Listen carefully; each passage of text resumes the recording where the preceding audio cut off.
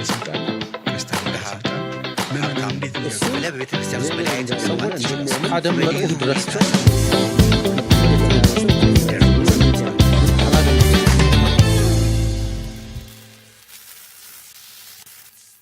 የመልካም ፖድካስት የሳምንቱ እንግዳ ወጣት ስራ ፈጣሪ ነው።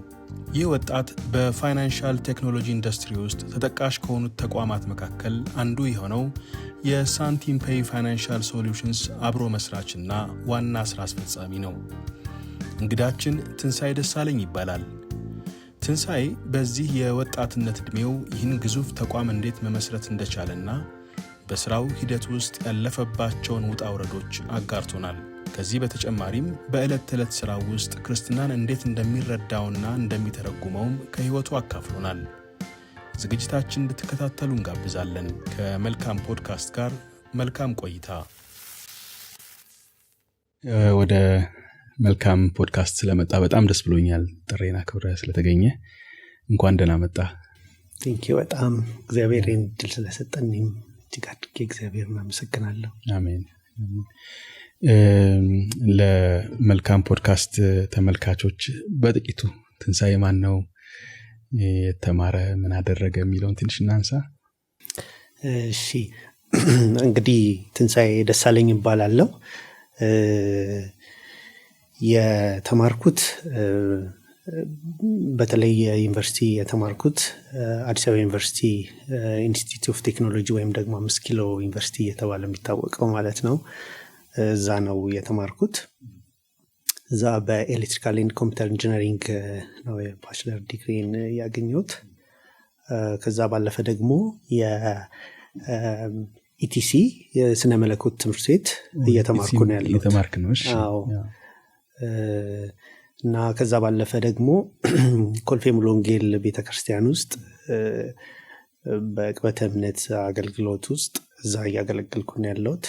ያው ቅበተ እምነት አገልግሎት ስንል በተለይ ክርስትና ላይ የሚነሱ ተግዳሮቶችን በመመከት የስተት ትምህርቶችን በማውጣት በማስተማር፣ ለምሳሌ አሁን በጣም እኛ ሀገር የሚታወቁት እንደነ የዋ ምስክሮች፣ ኦንሊ ጂሰስ፣ እስልምና ላይ፣ ከዛ ደግሞ እንዲሁ ደግሞ ክርስትና ላይ የሚነሱ የተለያዩ ተግዳሮቶችን እነሱን በመመከት ለምዕመኖቻችን በማስተማር እዛ ላይ ኮልፌ ሙሉ ወንጌል ውስጥ አገለግላለሁ ማለት ነው። ከዛ በተረፈ ደግሞ ሳንቲም ፔይ የሚባል ካምፓኒ አለ፣ የፋይናንሻል ካምፓኒ ነው። እዛ ደግሞ በስራ አስኪያጅነት እየሰራሁ እገኛለሁ።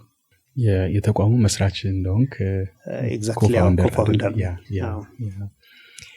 የአዲስ አበባ ልጅ ኮልፌ አካባቢ የአዲስ አበባ ልጅ ኮልፌ አካባቢ ነው ያደግኩት። የምታገለግልባት ቤተክርስቲያን የኮልፌ ሙሉ ወንጌል ቤተክርስቲያን ውስጥ በቤተክርስቲያን አገልግሎት በጣም አክቲቭ እንደሆንክ ሰማለሁኝና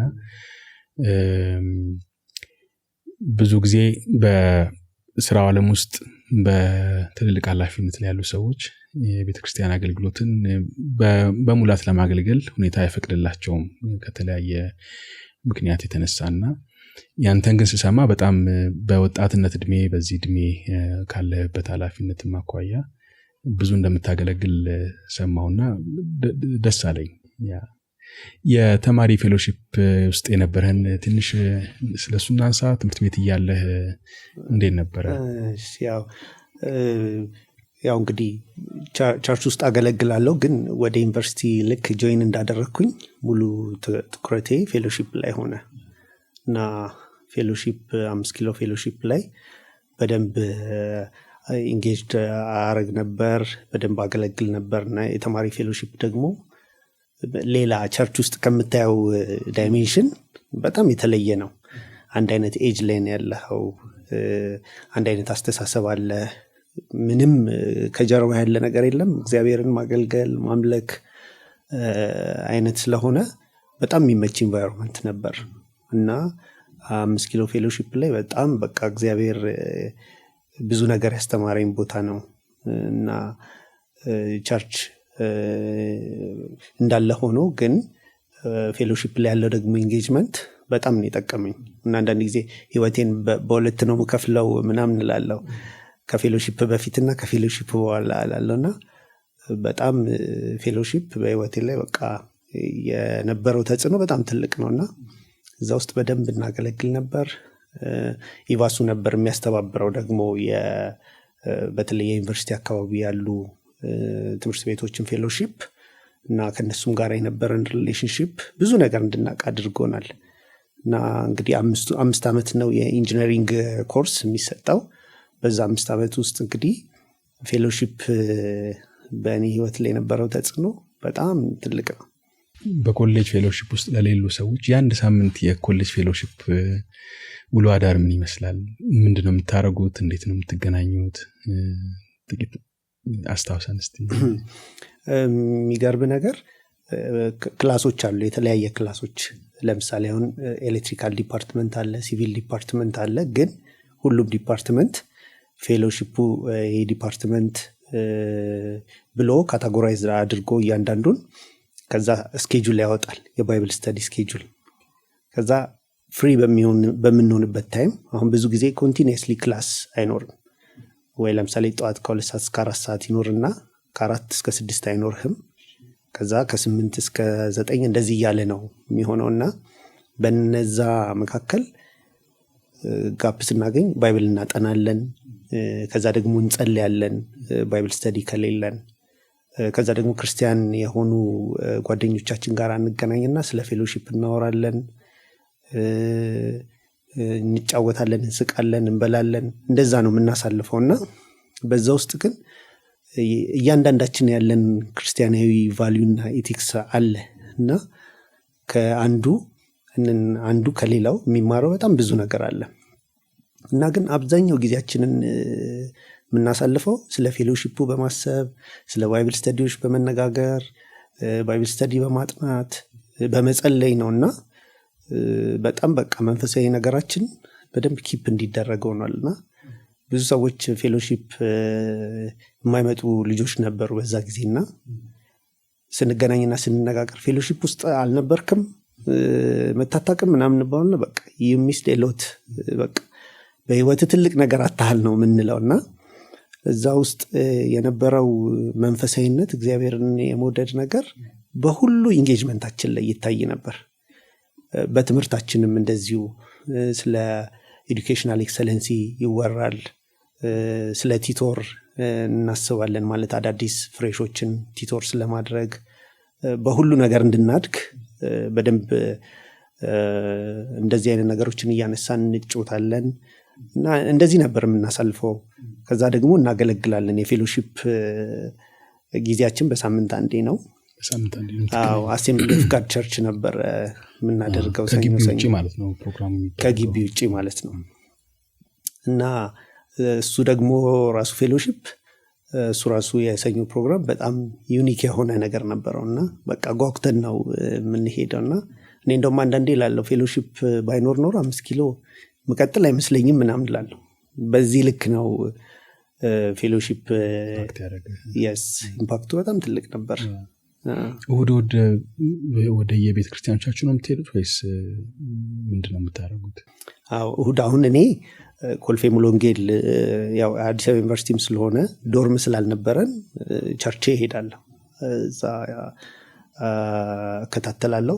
ሌሎቹ ግን የሚቀርባቸው ቤተክርስቲያን እዛው ከግቢ በጣም ቅርብ የሆነው ቤተክርስቲያን ይካፈሉ ነበር፣ ወይም ደግሞ ለዚች ለ5 ዓመቷ አባል ይሆኑ ነበረ፣ በቋሚነት ይከታተሉ ነበር። እዛ አካባቢ ያሉ ቸርቾች በተለይ አሴምብሊ ኦፍ ጋድ ስለነበረች ብዙ ተማሪዎች እዛ እየሄዱ ነበር የሚካፈሉት። ህብረት አምባና አሴምብሊ ኦፍ ጋድ በጣም ብዙ ያገለገሉ ክርስቲያኖች ናቸው። 5 ኪሎ መካነ ኢየሱስም አለ። 5 ኪሎ መካነ ኢየሱስም አለ። ልክ ነው። እነዚህ ቸርቾች ተማሪዎች በደንብ የሚከታተሉበት ነበር። ከወጣ በኋላ የተማሪ ፌሎሺፕን ቀጠልክበት ወይስ የግራጁዌት ፌሎሺፕን መከታተል ቻልክ ወይስ ወደ ቤተክርስቲያን አገልግሎት ሙሉ ለሙሉ ሽፍት አደረግ?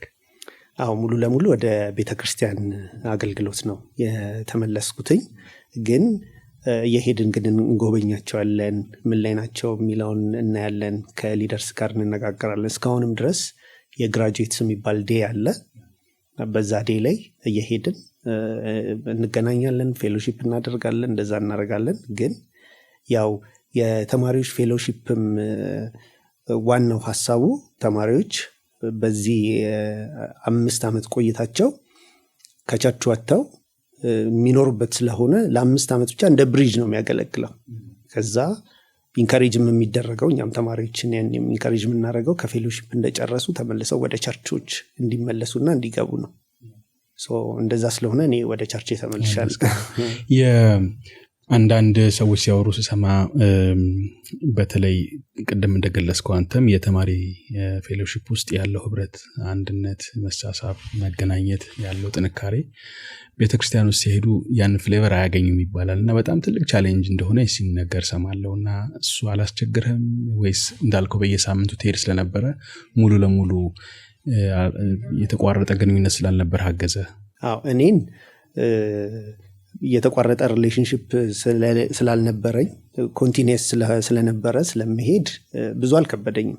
ግን በጣም ብዙ ተማሪዎች ከወጡ በኋላ ከግቢ የሚቸገሩበት ነገር ይሄ ነው፣ ቸርች ተመልሶ መግባት እና ብዙዎቹ የሚጠብቁት የፌሎሺፕ አይነት ቤተክርስቲያን ነው የሚጠብቁት።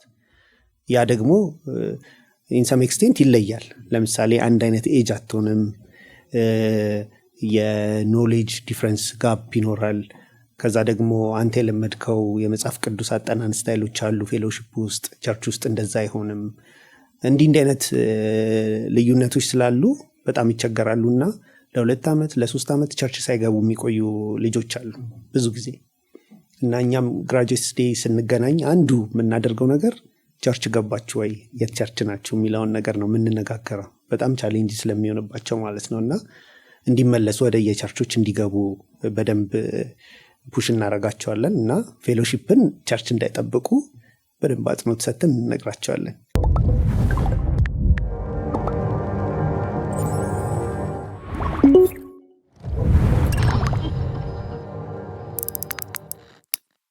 አሁን ወደ ምሰራው ስራ ወደ ስለ ፋይናንሻል ቴክኖሎጂ ጋር በተገናኘ ስለሱ ትንሽ እናውራ። እንዴት ሐሳቡን አገኘው? መነሻው ምን ነበር? ትምህርት ቤት ውስጥ ሆኖ ነው ያሰብከው ወይ ከወጣ በኋላ ነው የሚለው? ስለሱ ትንሽ እስቲ። እንግዲህ አንዳንድ ሐሳቦች የሚመጡት ከችግር ነው። ብዙ ጊዜ ችግር ሲኖር ነው ቢዝነስም የሚኖረው እና ችግር ሁሌም ሲፈጠር የቢዝነስ ኦፖርቹኒቲዎች ይኖራሉ፣ ይፈጠራሉ። እና እኔ ከግቢ እንደወጣው በቃ በራሴ መስራት እንዳለብኝ ስለነበረ ፕላን የማደርገው አንድ ካምፓኒ ከፍቼ ነበር። አንድ ካምፓኒ ከፍቼ ነበር ስለ የሆነ ኦርጋናይዝድ የሆነ ኦፊስ ቢሮ ምናምን ሳይሆን በቃ ንግድ ፈቃድ አወጣው።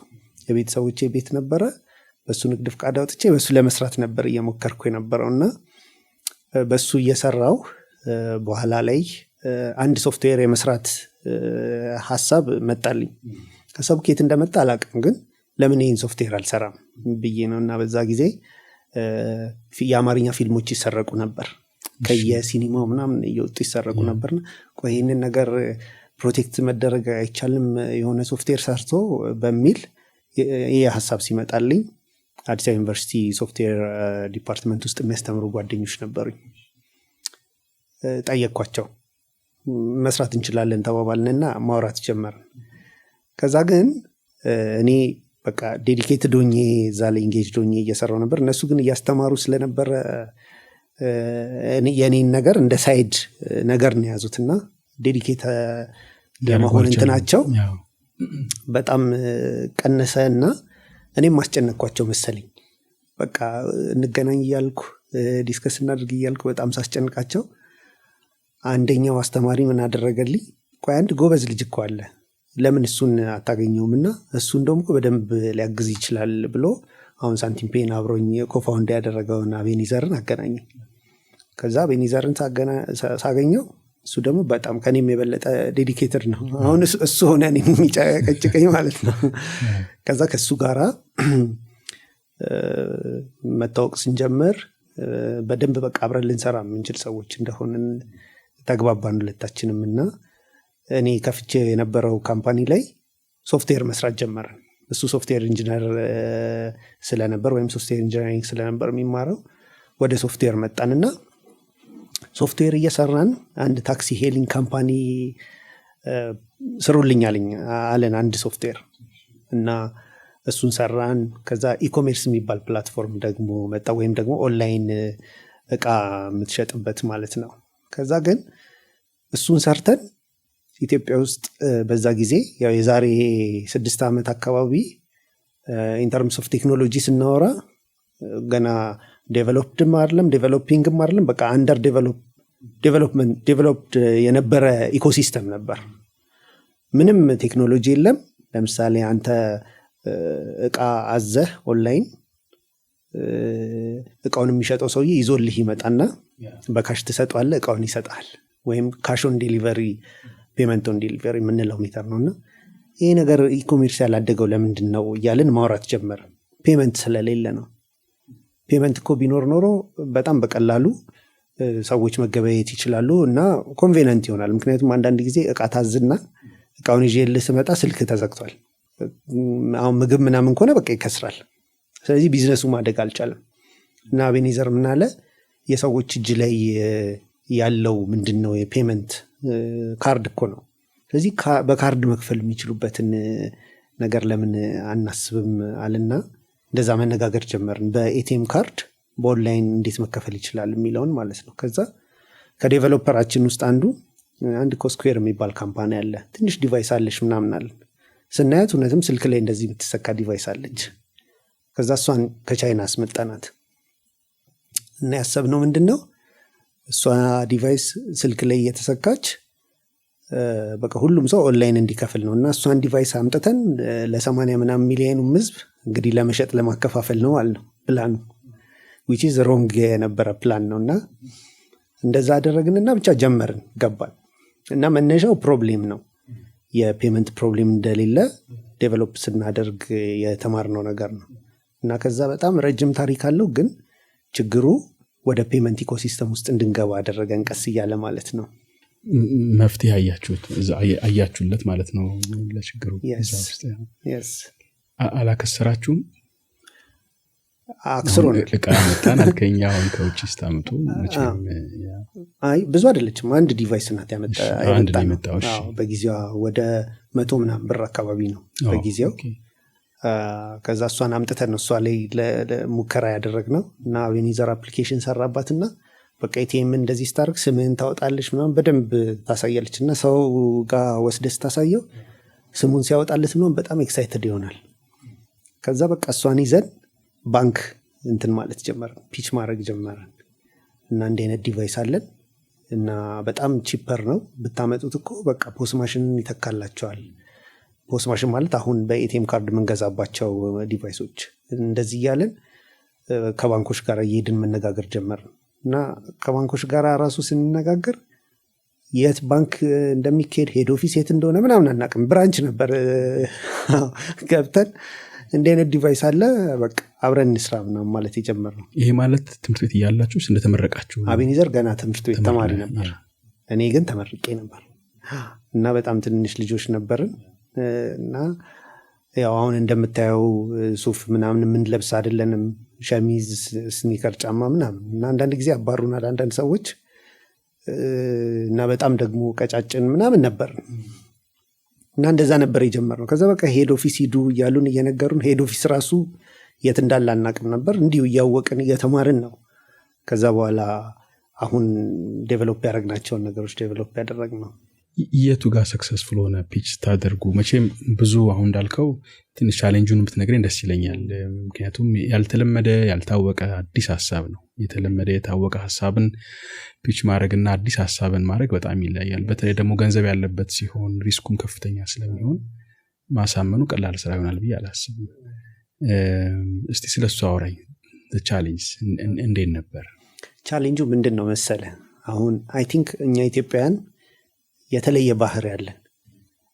አሁን ለምሳሌ ሌሎች ሀገሮች ላይ የሆነ ነገር ፒች ብታደርግ ካልፈለጉት አይ አልፈልገውም ይለዋል። እኛ ግን እንደዚህ አልለመድንም። አይሆንም አንልም። በቃ ኔክስት ዊክ ኑና በደንብ እናወራለን ወይ ፕሮፖዛል አስገቡ ምናምን ይልካል። ከዛ እኛ ደግሞ ስለማናቅ ፒች እናደርግለትና በቃ ኔክስት ዊክ ኑ ምናምን ይሉናል ወይ ቀጠሮ ይሰጡናል።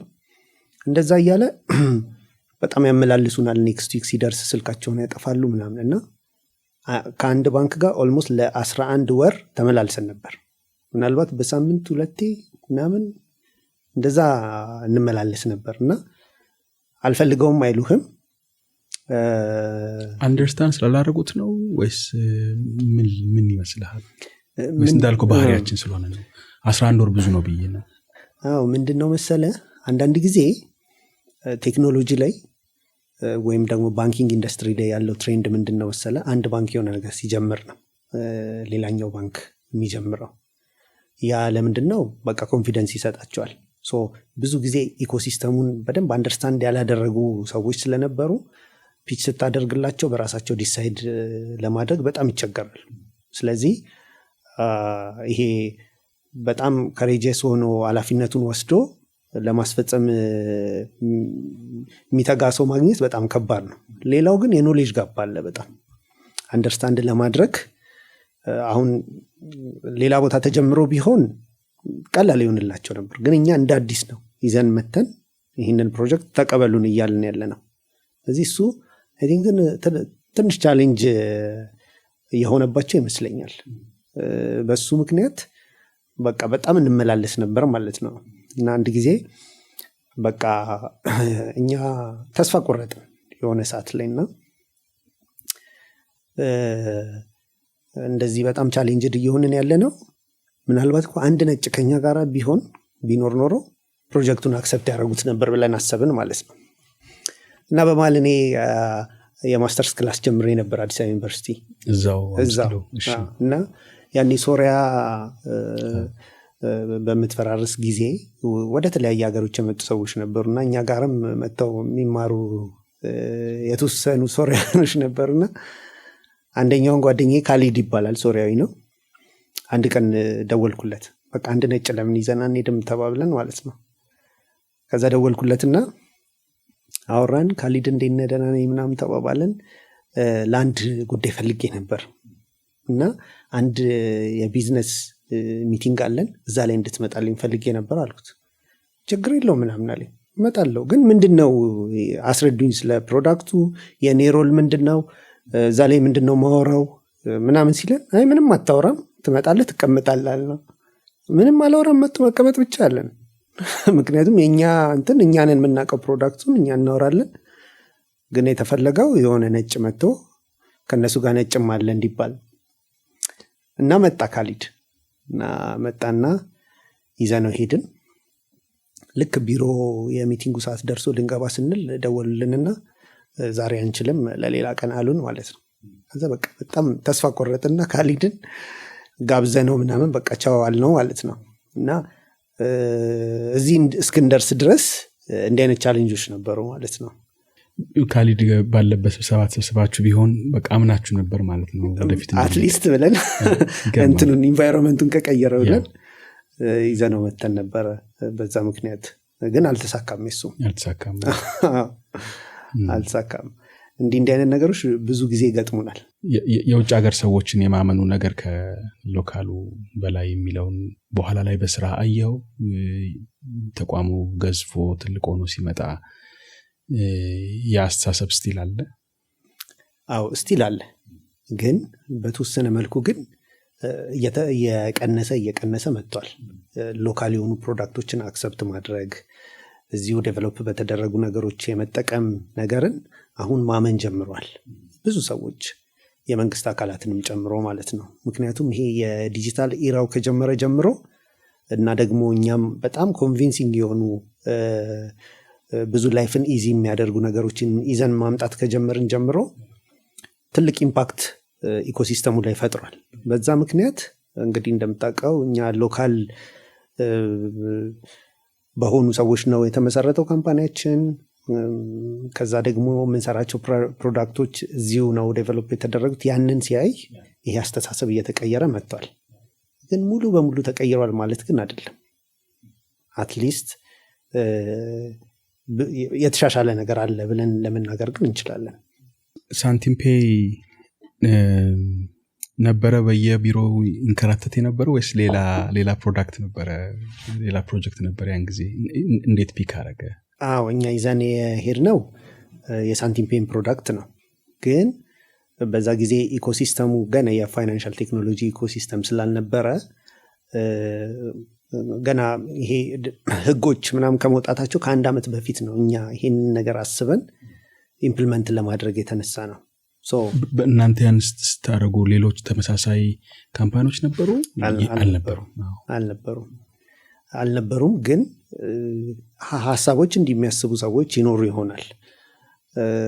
ከዛ እኛ ዴቨሎፕ አድርገን እየሰራን እያለ ነው በአንድ ዓመት ውስጥ ሬጉሌሽኖች የወጡት። ናሽናል ባንክም የፋይናንሻል ቴክኖሎጂ ሬጉሌሽን አወጣና ላይሰንስ ማውጣት እንደሚቻል እንዲህ አይነት ሀሳቦችን ማየት ጀመርን የተለያዩ የመንግስት ተቋማት ጋር። ከዛ ወደ ላይሰንስ ፕሮሰሱ ገባን ማለት ነው። ወደ ላይሰንስ ፕሮሰሱ ግን ገብተን እኛ ጎን ለጎን ምን እናደርግ ነበር? ፒች እናደርግ ነበር ባንኮች አብረውን እንዲሰሩ ማለት ነው ይህንን ፕሮዳክት። ኢዘኔር ነው የክፍያ ፕላትፎርም ብቻ ነበረ። which is አሁን ሳንቲም ፔይ እየሰራ ያለው ማለት ነው። ሳንቲም ፔይ ክፍያ ላይ ብቻ ፎከስ አድርገው የሚሰራ ካምፓኒ ነው። ትንሽ ንገረን ስለ ምን ማለት ነው ሳንቲም ፔይ? ምንድነው የሚሰራው? ለምሳሌ ማያውቁ ሰዎች ቢኖሩ ምን ማለት ነው? እንግዲህ ያው ሳንቲም ፔይ ስንል ሳንቲም የኛን ትንሿን ሳንቲምና ወይም ደግሞ ያው አንዳንድ ጊዜ ሰዎች ሲያወሩ ትንሽም ይሁን ትልቅም ገንዘብ ሳንቲም ካለ ምናምን ይባባላሉና እንግዲህ ከገንዘብ ጋር የተያያዘ ስም ስለሆነ ሳንቲም የምትለውን ተጠቅመን ያው ፔይ የሚለውን የእንግሊዝኛ ቋንቋ ወስደን ነው ሳንቲም ፔይ ያልነው። እና ሳንቲም ፔይ የክፍያዎች ላይ የሚሰራ ካምፓኒ ነው። ክፍያ ስንል ለምሳሌ የተለያዩ ባንኮች አሉ ሀገራችን ውስጥ እንደነ ንግድ ባንክ፣ ቡና ባንክ፣ አማራ ባንክ፣ ኦሮሚያ ባንክ፣ የተለያዩ ባንኮች አሉ ቴሌብርን ጨምሮ። እና እነዚህ ሁሉ በጣም ስካተርድ ናቸው። ወይም ደግሞ ነጋዴው ጋር ሄደህ ክፍያ ለመፈጸም ስትፈልግ አንተ የዳሽን ባንክ አካውንት አለ፣ እኔ ደግሞ ንግድ ባንክ አካውንት ነው ያለኝ ነጋዴው ማለት ነው። ስለዚህ መገበያየት አንችልም ነበር። ዩዘሩ የተለያየ ባንክ ተጠቃሚ ነው። ስለዚህ ለምንድነው ሁሉንም ባንክ በአንድ ጊዜ የያዘ ፕላትፎርም የማይኖረን ብለን አሰብንና ሁሉንም ባንክ የያዘ ፕላትፎርም ዴቨሎፕ አደረግን። ስለዚህ ምንድነው ነጋዴው ለምሳሌ የንግድ ባንክ ብቻ ፕላትፎርም ቢኖረው አንተ ግን ሌሎች ቴሌብርንም ጨምሮ ሌሎችም ፕላትፎርሞች ቢኖርህ ለነጋዴው ከየትኛውም ባንክ ትከፍለዋለህ፣ ግን ነጋዴው ወደ አንድ ባንክ አካውንት ይገባለታል ማለት ነው።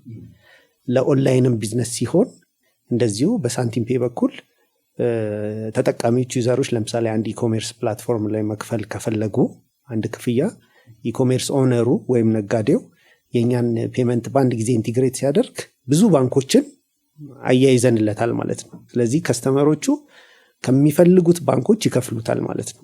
ከዛ እሱ ግን ወደሚፈልገው አካውንት ገንዘቡ ይገባለታል።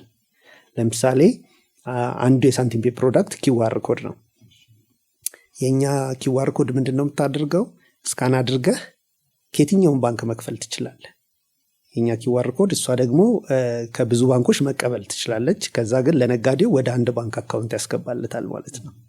ለኦንላይንም እንደዚሁ ለፊዚካል የሆኑ ፔመንቶች እንደዚህ አይነት ሰርቪስ ነው የምንሰጠው። ይሄ ምን ነው የሚያቀለው? ለምሳሌ ሁሉንም ባንኮች እየሄድክ ዳይሬክትሊ ከነሱ ጋር ኢንቲግሬት አድርገ ለመስራት it takes a lot of time። በጣም አንዱ ባንክ ብቻ 6-7 ወር ልትፈጅ ትችላለህ። ስለዚህ እኛ ግን ምንድን ያደረግነው ሁሉንም ኢንቲግሬት ስላደረግን የኛን ፕላትፎርም በ1-2 ቀን ውስጥ ኢንቲግሬት አድርገ ሁሉንም ባንኮች ማግኘት ትችላለህ ማለት ነው። ይህንን ነገር ነው መጀመሪያ ኢምፕሊመንት ያደረግነው። ከሱ ባለፈ ግን የፖስ ማሽኖችም አሉን። እነዚህ ኤቲኤም ካርዶችን በመጠቀም በተለይ የተለያዩ ሆቴሎችና ሱፐርማርኬቶች ላይ የምትከፍልባቸው ፖስ ማሽኖች አሉ እና እነዚህም ፖስ ማሽኖች አገር ውስጥ በመገጣጠም ለተለያዩ ነጋዴዎች እንግዲህ በማከፋፈል ላይ እንገኛለን ማለት ነው። እና ብዙውን ስራችን ምንድነው ፔመንቶችን በማሳለጥና በማቅለል ረገድ ነው እንግዲህ እየሰራን ያለ ነው ማለት ነው። ፖስ ማሽኑን አይ ቲንክ ሸዋ ሱፐርማርኬት ውስጥ አይቻለሁ፣ አንዳንድ ቦታዎችም እንደዚህ አይቻለሁ። ያ እዚሁ ይገጣጠማል ማለት ነው። እዚሁ ይገጣጠማል። እዚሁ ይገጣጠምና እዚሁ ለተለያዩ እንዳልከው እንደ ሸዋ ሱፐርማርኬት አይነት ላሉ ነጋዴዎች ዲስትሪቢዩት እናደርጋለን ማለት ነው። ያ አሁን ምንድነው አንዱ ትልቁ የሚያግዘው ነገር አገራችን ወይም ባንኮች ፖስ ማሽን ወደ ኢትዮጵያ ለማስገባት የሚከፍሉት ክፍያ በጣም ብዙ ነው። እሱን ምናልባት 10 ታይምስ አካባቢ ነው ኮስቱን የቀነስ ነው እና ይህንን ኮስት ቀንሰን ከዛ ደግሞ ሎካል በሆነ ራሳችን ዴቨሎፕ ባደረግነው ሶፍትዌር እንዲጠቀሙ እናደርጋቸዋለን ማለት ነው። ስለዚህ የኮስት ኢምፕሊኬሽን አለው። ከዛ ደግሞ ሌሎች ደግሞ በጣም ትሬሴብል ያልሆነውን ኢንቫይሮንመንት ወይም ደግሞ ኮንትሮል ማድረግ ማየት የማትችላቸውን ነገሮች በቀላሉ ማየት እንድትችል ያደርግሃል የኛ ፖስ ማሽኖች። ይህንን ሀሳብ ስታስቡ አንተና አቤኔዘር ናችሁ ማለት ነው አይደል? ሁለታችሁ ናችሁ የሰራችሁት ያበለጸጋችሁት ሶፍትዌሩ? ትክክል ነው አይደል? አይ ቲንክ አቤኔዘርም አማኝ እንደሆነ አስባለሁኝ። እንደ አማኝ ልጠይቅህና እንደ አይነት ነገር ውስጥ ስትገቡ ብዙ ክርስቲያን የሚያነሳው ነገር ይሄ የእግዚአብሔር ሐሳብ ነው ወይ የእግዚአብሔር ፈቃድ ነው ወይ የሚባል ነገር አለና ሰዎች ይጸልያሉ የእግዚአብሔር ምሪት በስራቸው እንዲያገኙ። የእናንተን ኤክስፒሪየንስ ሼር አድርገን እስቲ። እውነት ለመናገር እኛ እግዚአብሔር መርቶን ወይም በጸሎት እንደዚህ አይነት ስራ ስሩን ብሎን አይደለም የጀመርነው። እንደ ማንኛውም ክርስቲያን እንጸልያለን። አንዱ ስንጸልይ ግን የእግዚአብሔር ፈቃድ በህይወታችን እንዲሆን ነው። ስለዚህ እኔ ፐርሰናሊ ምንድነው ማምነው እግዚአብሔር ጋይድ እያደረገን ነበር፣ ወደ ራሱ ሐሳብ እያስጠጋን ምን መስራት እንዳለብን እያሳየን ነበር ብዬ አምናለሁ። ኦፍ ኮርስ መጸለይ አለብን፣ እግዚአብሔር ዳይሬክሽን እንዲሰጠን መጸለይ አለብን። ግን በሰዓቱኛ ምንድነው የሆነ ፕሮብሌም ስናገኝ ያንን ፕሮብሌም ሶርት አውት ለማድረግ ኢነርጂውም አለ፣ ቶሎ አክሽን የመውሰዱም ነገር አለ፣ የመጀመሩም ነገር አለና በቃ እዛ ላይ ነው ኢንጌጅ የምናደርገው። ግን በዚህ ውስጥ በሚገጥሙን ቻሌንጆች በሙሉ ግን በቃ እንጸልይ ነበር። ለምሳሌ እንዳልኩ አንድ ቦታ ረጅም ጊዜ ተመላልሰናል እና ደግሞ የሚገርም ያመላለሰን ሰው አንድ ሰው ነው። ከሱ በላይ አላልፍ ብሎ የኛ ፕሮፖዛል እና በቃ እግዚአብሔር ይህንን ሰውዬ እያለን በቃ የሰውየውን ስም እየጠራን እንጸልይ ነበር በጣም። ያው ጸሎታችን ደግሞ ይህን ሰውዬ አትነቅለውም ምናምን አይነት ጸሎት ነው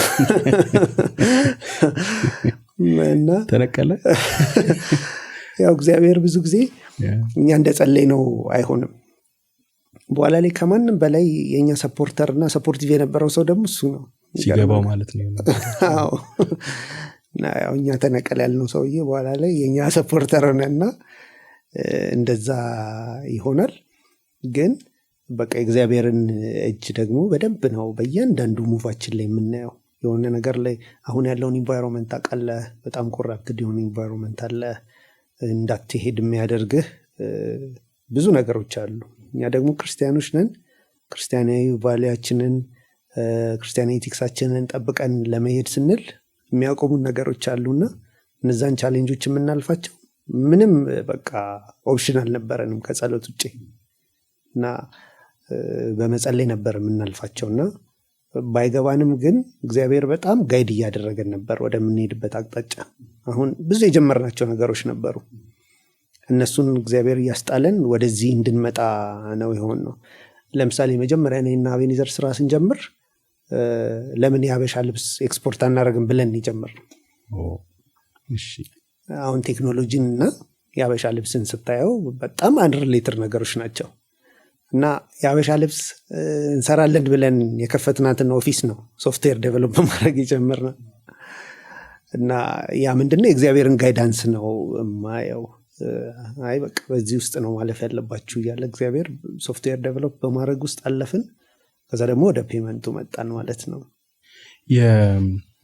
ለሙቪ የታሰበው የሶፍትዌርስ ምን ደረሰ? ቀረሱ እሱ ቀረ። ለምንድነው የቀረው? እሱም አንዱ ፓርት ነው። አሁን ለሙቪ የታሰበ ሶፍትዌር ብለን ግን ምን ሆነ በመሃል መሰለህ፣ ለምን የታክሲ ፕላትፎርም አትሰሩልንም ማለች አንድ ሴትዮ መጣ። ከዛ እንግዲህ የሜትር ታክሲ ማለት ነው፣ የሜትር ታክሲ እንዴ ገንዘብ ስለሚኖረው ዞሮ ዞሮ እኛ የምንወጣው የምንሰራው ገንዘብ ለማግኘት ስለሆነ ይሄም ማኒ ጀነሬት ስለሚያደርግልን እሱም ሶፍትዌር ባክግራውንድ አለው። ለምን ወደዚህ አንገባም ብለን ሶፍትዌሩን ዴቨሎፕ አደረግንላል። ያንን እያደረግን ሌላ የሶፍትዌር ጥያቄ መጣ። ከዛ ረሳ ነው የዚህ የአበሻ ልብስ ያልነውንም የሙቪ ያልነውንም ረሳ ነውና ወደ ዴቨሎፕመንቱ ገባን። በዛ ዴቨሎፕመንቱ በጣም ሪኩዌስት እየመጣ እያደገ ሄደ። ስለዚህ ፉሊ በቃ ፎከስድ ሆነን ወደ ዴቨሎፕመንቱ መጣን ማለት ነው።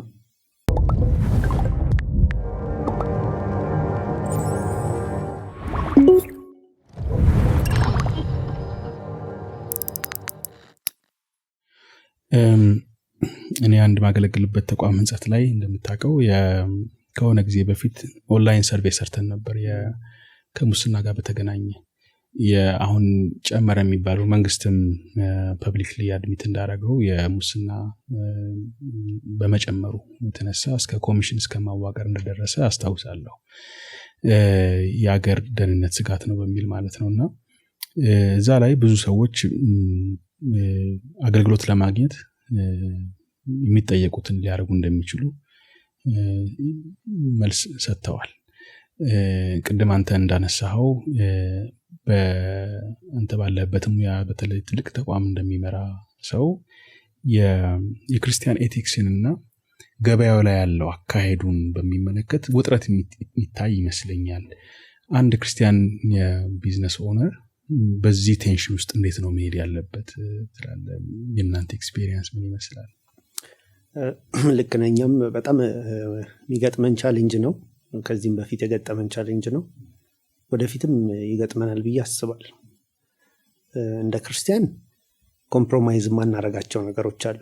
በጣም መሰረታዊ የሚባሉ ነገሮች አሉ። ክርስቲያን የሆነው ኤቲክሳችን ማለት ነው።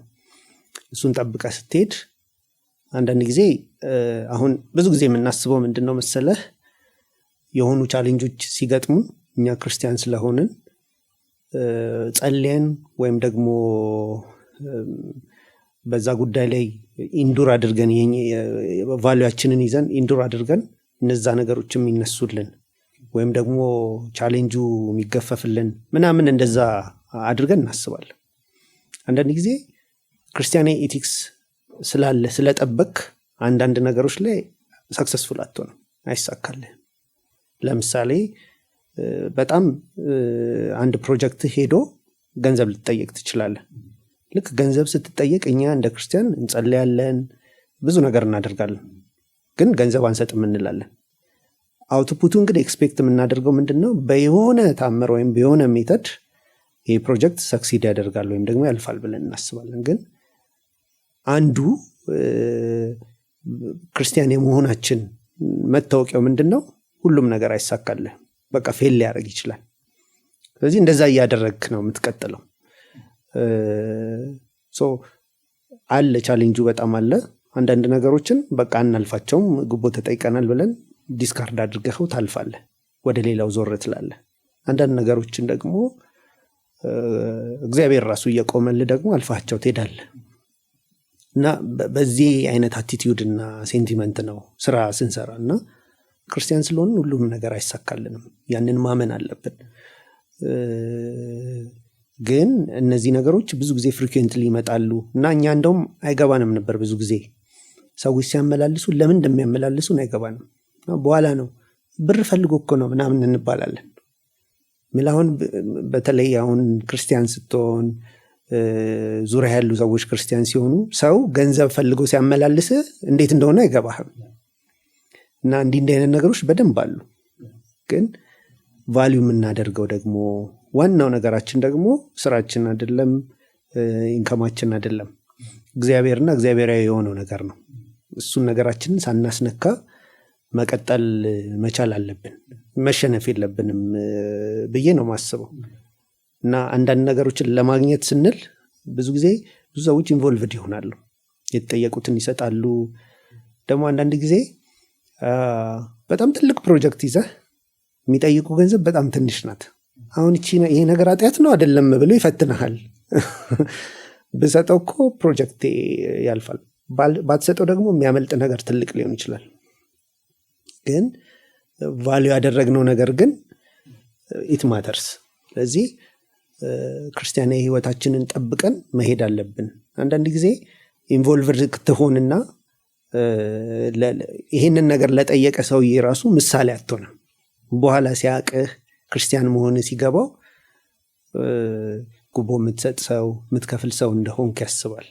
ምክንያቱም ለምሳሌ አሁን ጳውሎስ ሁለተኛ ቆሮንቶስ ላይ ሲናገር አንዱ ኢንቴንቱ ጳውሎስ በኢየሩሳሌም ለነበሩ ሰዎች ገንዘብ ማሰባሰብ ነበር እንደምታውቀውና ስለዚህ ስለምናገለግለው ወይም ስለምናከናውነው የልግስና ስጦታ ማንም እንዳይነቅፈን እንጠነቀቃለን ይላል።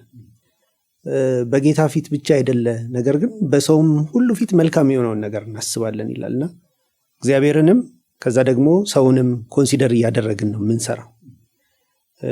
ስለሚያዩን ሰዎች ስለሚመለከቱን ሰዎች ግድ ሊለን ይገባል። የያዝነው ክርስቲያናዊ ኤቲክስ እና ቫሊዩ ማተር ያደርጋል ከስራችንም ከሁሉ ነገራችንና በእንደዚህ አይነት ሜንታሊቲ መጓዝ አለብን ብዬ አስባለሁ እንጂ ቻሌንጁ በደንብ አለ። አንዳንድ ወገኖች ጋር አውርቼ አውቃለሁ ነጋዴ ከሆኑ ወንድሞች እህቶች ጋር እና አንዳንዱ ነገር በጣም አስቸጋሪ አጣብቂኝ ውስጥ የሚከታቸው ከመሆኑ የተነሳ ይሄ የጉቦም አልለውም እኔ አንድ በቃ ስራ ማስኪያጃ ነው በቃ ምክንያቱም ያንን ካልሰጠው ስራዬ ሊሰራልኝ አይችልም። ያው ሰርቼ መኖር አለብኝ፣ ልጆቼ ማሳደግ አለብኝ። ስለዚህ ሌላውን ምጎዳበት አይደለም ይላሉ። እንደው ሌላውን ጎድቼ ጥቅም ለማጋበስ ሳይሆን ጉዳይ እንዲፈጸም እዛ ጋር ጌት ኪፐር ሆኖ ነገርን የያዘውን ሰውዬ የጠየቀኝን ከፍዬ አልፋለሁ፣ እሱ እንደ ስራ ማስኪያጃ ነው ማየው ይላሉና ይሄ አጣብቂኝ ውስጥ የከተተ ጀስቲፊኬሽን ይሁን ወይስ እንደ አንድ ክርስቲያን አንተ እንዴት ታየዋለህ እንደዚህ አይነት ሐሳቦችን? እንደምታውቀው መጽሐፍ ቅዱስ ጉቦ የጥበበኞችን ዓይን ያሳውራል ይላል። አሁን እኮ ጉቦን ስናስብ ለምሳሌ እኔ ስራ ማስኬጃ ነው ብዬ ሰጠዋለሁ ለሰውየው፣ ነገ ግን ሌላ ሰው ሲመጣ ያንን ሰውዬ ማለፍ አይችልም። ምን ማለት ነው? እኔን በገንዘብ እያሳለፈኝ ነው፣ ያንን ሰውዬ ደግሞ ያ ገንዘብ ካልሰጠ አይፈጸምለትም ማለት ነው ጉዳዩ። ኦፍኮርስ እኔ አሁን ጀጅ እያደረግኩ አይደለም ብዙ ሰዎችን፣ ግን በጣም እንዲህ አይነት ነገሮች ይገጥማሉ። አሁን በተለይ ሲለመድ ደግሞ እንትን ትላለህ አንዳንድ ጊዜ ይህ ነገር ልክ ነው አይደለም በሚለው ነገር ውስጥ ኮምፕሮማይዝ ለማድረግ በጣም ትፈተናለህ። እንደዚህ አይነት ኢንቫይሮንመንቶች ገጥሞኝ ያውቃሉ፣ እኛንም ገጥሞን ያውቃል። እና እንደውም አንድ መጋዘን የሆነ ጊዜ ተከራይተን እና ንግድ ፍቃድ አወጣና በመጋዘኑ ከዛ ይሄ የጤና ምናምን የሚባሉ ሰዎች መጥተው ያዩታል እና መጡና ጥሩ ነው ብለው አዩትና መጋዘኑን እቃ ነው እንግዲህ የሚከማችበት ግን ቬንቲሌተር የለውም አሉ። እቃ ነው የሚገባበት እና ለእቃው ቬንቲሌተር ሲሉኝ እኔ የምራቸው መስሎኛል። ከዛ ግን ያው ቬንቲሌተር ባይኖረውም ችግር የለውም እኛ እናግዛቸዋለን፣ እንግዲህ 3 ሰዎች ነን፣ እንግዲህ ምን ትላለህ አሉኝ። እኔ ያው ገብተዋል 3 ነን፣ ለ3ታችን ምን ትሰጠናለህ? ቬንቲሌተር መጋዘን እንግዲህ ቬንቲሌተር ሲኖረው መመሪያው ላይ ያለ ቬንቲሌተር የለም። የእነሱ ጉቦ የመጠየቂያ ሚንስ ነው። እና የሚገርም ነገር ንግድ ፍቃዱን ያወጣሁት ነው የነበረው። ከዛ ጠየቅኳቸው የተወሰኑ ሰው እንዲህ እኮ እያሉኝ ነው። እንዴ አንተ ምን ሆነ ነው? ስጣቸው በቃ ትንሽ አንድ የተወሰነ ብር ስጣቸውና ይፈርሙልህና ስራህን ጀምር ምናምን አሉኝ። በጣም ተፈተንኩ ራሴን እስኪያመኝ ድረስ። እና ከዛ ግን ምንድን ነው ያደረግኩት? አይ ይህን ነገር አላደርገውም ብዬ በቃ ዲሳይድ አደረግኩኝና ነገርኳቸው። 3 ነን ምን እናድርግ ሲሉኝ በቃ እግዚአብሔር ይባርካቸው አልኳቸው። እና እዛ ጋር በቃ ተለያየን፣ ስራውም ቆመ ማለት ነው። ሊያሳልፉልኝ አልቻሉም። በቃ ዳትሲት አንዳንድ ጊዜ ይቆምባል። ክርስቲያን ስለሆንክ ብቻ አያልፍም ሁሉንም ነገር ፓስ አታደርግም። ክርስቲያናዊ ቫሊዩ የሚገድበ ነገር አለ። ግን ያንን ነገር ደግሞ በኋላ ላይ ዞር ብዬ ሳየው ለምሳሌ አልፌው ቢሆን ሰጥቻቸው አልፌው ቢሆንና ባይሆን ብዬ ግን ሳየው እግዚአብሔርን የማመሰግንበት በጣም ብዙ ነገር አለ። ሰጥቻቸው አልፌ ቢሆን እዛ ውስጥ ይመርስዶኝ ብዙ ሉዝም ማድረጋቸው ብዙ ነገሮች እንዳሉ ለማየት ይችላለሁ። እና ሰው ብዙ ጊዜ ይቸገራል። ምክንያቱም አጠገብህ ያለውም ሰው ኢኮሲስተሙ በሙሉ ስራ ማስኬጃ ነው የሚል ሜንታሊቲ አለው።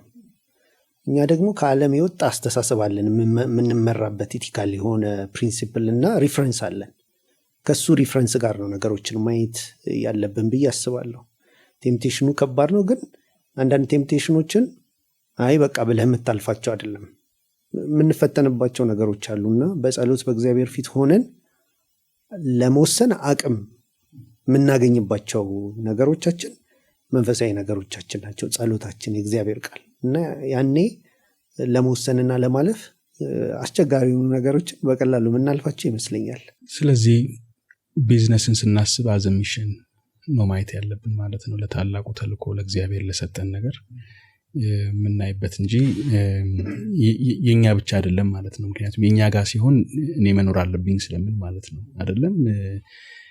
ቢዮንድ ዩር እንትን ስታየው ጨክኖ ለመሄድ አቅም ይሰጣል ማለት ነው። ምክንያቱም አም ኮልድ ለዚህ ህይወት፣ ለዚህ አገልግሎት፣ ለዚህ ላይፍ ስታይል።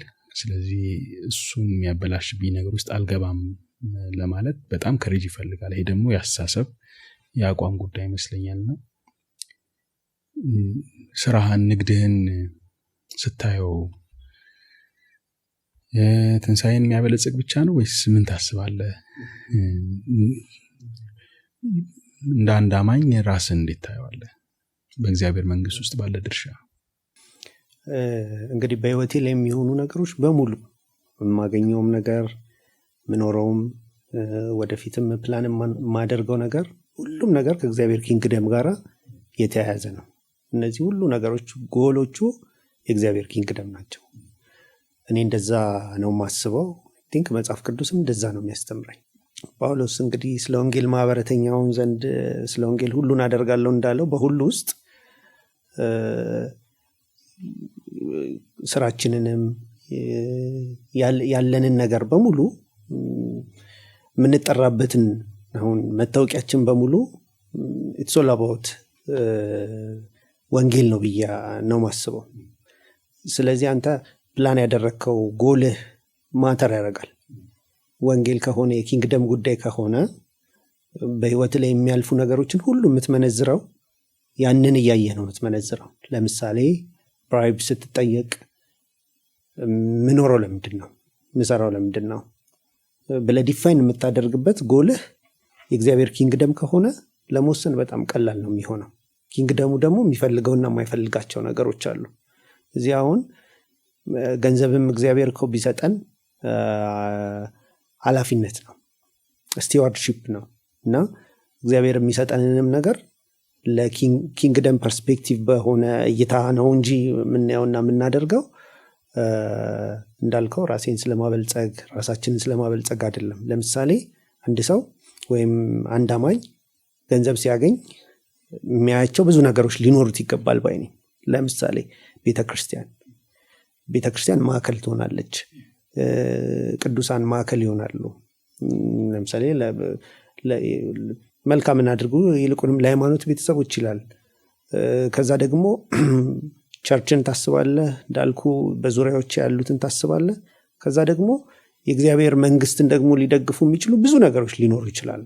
እነዚህ ሁሉ ነገሮች ይታሰባሉ ብዬ አስባለሁ። እና አይ ቲንክ አንዳንድ ጊዜ እኮ አንዳንድ ሰዎች ለራሳቸው በቂ ነገር አላቸው፣ ዘላለማቸውን እየበሉ የሚኖሩት ነገር ይኖራቸዋል። ግን ሲለፉ ሲተጉታ ያለ እና ያንን የሚያደርጉት ምንድነው የሆናቸው የሚያደርጉት ጎል አላቸው፣ ለራሳቸው ብቻ አይደለም። እና የክርስቲያንም ህይወት የኛም ህይወት ወንጌልን ማዕከል ያደረገ መሆን አለበት ብዬ አስባለሁ።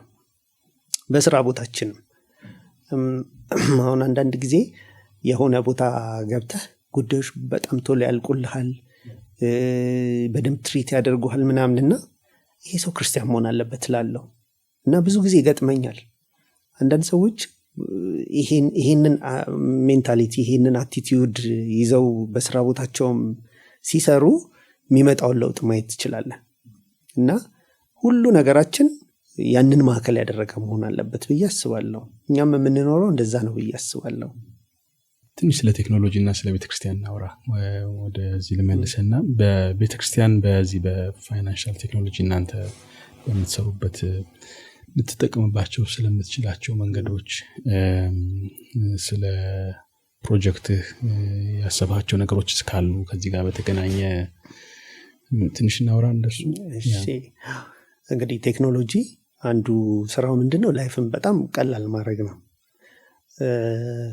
እንደምታውቀው በቴክኖሎጂ አማካኝነት ቤተክርስቲያን ያንን ዩቲላይዝ ልታደርግባቸው የምትችላቸው ብዙ ነገሮች አሉ።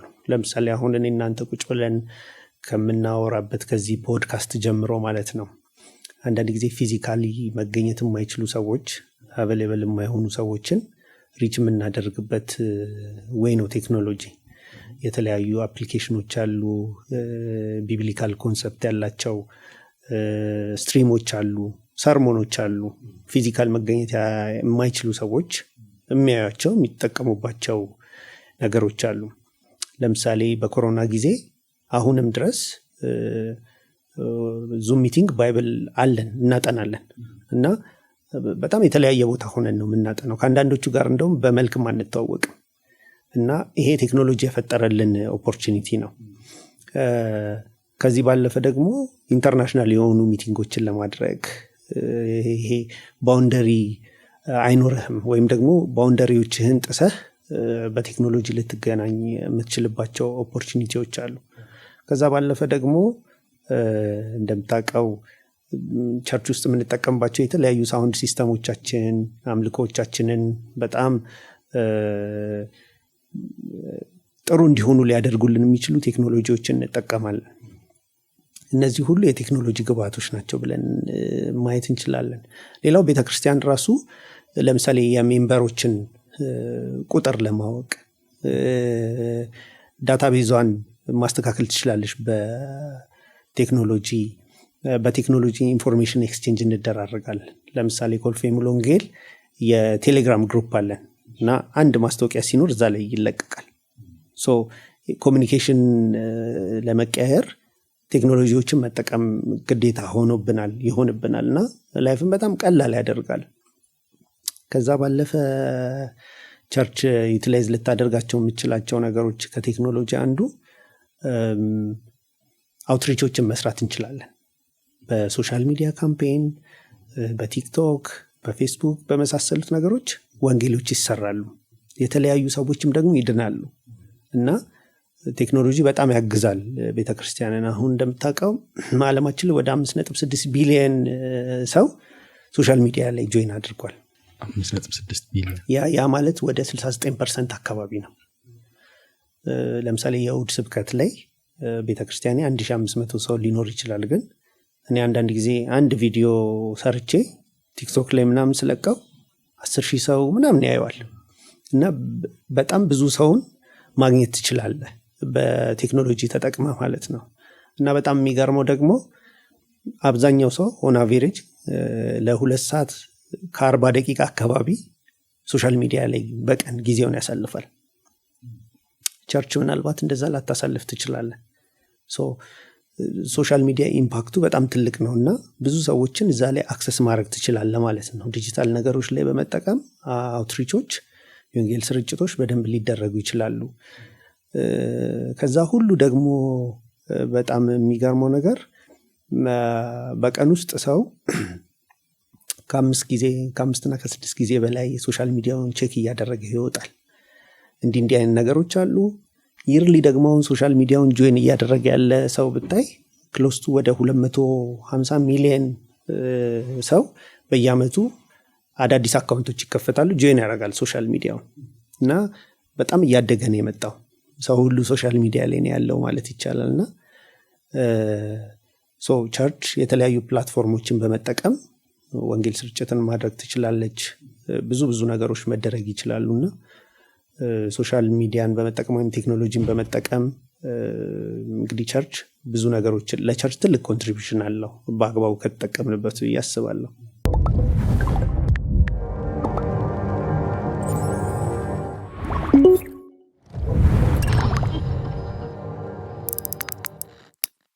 ከፋይናንሻል ቴክኖሎጂ ማኳያ እንደው ቸርች ምን ልታደርግ ትችላለች? ለምሳሌ በአስራትና መባሰባሰብ ላይ ሊሆን ይችላል፣ ለተለያዩ ፈንድሬዚንጎች፣ ለቤተክርስቲያን ፕሮጀክቶች የሚሆኑ ፕላትፎርሞች አሉን ሌላው ሀገር ይመስለኛልና ሜቢ ከሱ አኳያ ምን ማድረግ እንችላለን?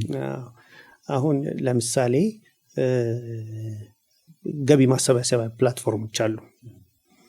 አሁን ብዙ ጊዜ ቤተክርስቲያንን ካየህ ትራዲሽናል የሆነ ለምሳሌ ፈንድሬዚንግም ከተፈለገ ዶኔሽኖችም ከተፈለጉ ትራዲሽናል ወይ ነው የምንከተለው። ወይ ሰዎችን ጠርተን ሀሳባችንን ገልጸን ዶኔት እንዲያደርጉ በማሰብ ፈንድሬዝ እንዲያደርጉ እናደርጋለን። ያ ትራዲሽናል ወይ ነው። ጥቂት ሰዎችን ማለት ነው። ጥቂት ሰዎችን ሜቢ 1000 2000 እንዲህ አይነት ሰዎችን ጠርተን።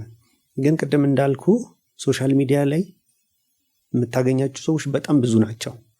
እንደውም አንዳንድ ስታቲስቲክሶችን አሁን ካየህ 60% የዚህ የዶኔሽን እና የፈንድሬዚንግ ፕላትፎርም አሁን ከረንትሊ ሌሎች በተለይ ያደጉ ሀገሮች ላይ በኦንላይን ነው የሚሰበሰቡት። እና በኦንላይን ደግሞ ሲሰበሰብ ትራዲሽናሊ እንደምትሰበስበው አይደለም። ቶሎ ያንን ገንዘብ አቺቭ ማድረግ ትችላለህ።